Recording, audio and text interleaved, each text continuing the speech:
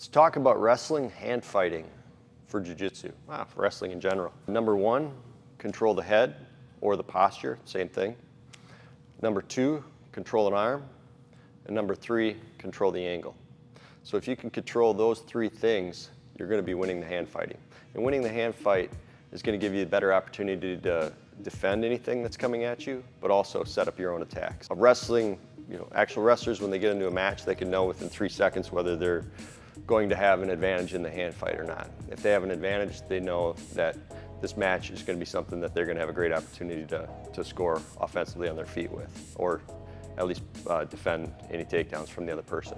So on the grip for this collar tie and wrist, you can grab the wrist in 2 different ways, like an overhand grip, where my fingers are on the inside, or I can just do a straight grip, and I can also do inside tie here.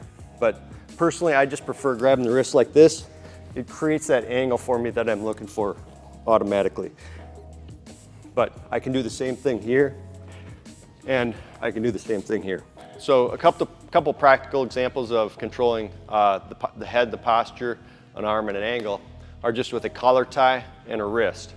So if I get a wrist here and a collar tie here, so I got 2 of the 3 things. I'm controlling the head here, the wrist here, and then my angle's right here. So as you can see, I'm at a little bit of an angle on Matt. If he fights out of this, I can switch sides, and now I have the angle over here. And as you can see, I'm controlling this arm, I'm controlling the head, and I'm controlling the angle. So just a collar tie and either a wrist or an inside tie can do it. I can also, if he puts a collar tie on me, I can either control it, this arm like this, or inside tie. There's the head, there's the angle. Another thing that is very common is an underhook.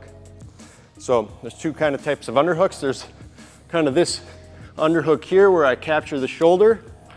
On this side, I'm going to take the far wrist, and then my angle is I'm putting my forehead right inside of his head. And there, I've got the 3 things that I want. I can control his posture with the underhook, control the wrist right here. You can go to the arm too. And then I've got a nice angle. I'm not facing directly on. I'm coming at him at a little bit of an angle. The other underhook is a much deeper, higher underhook, where I'm up here. I'm going to still control the far arm, but here my head's going to this side, just like this.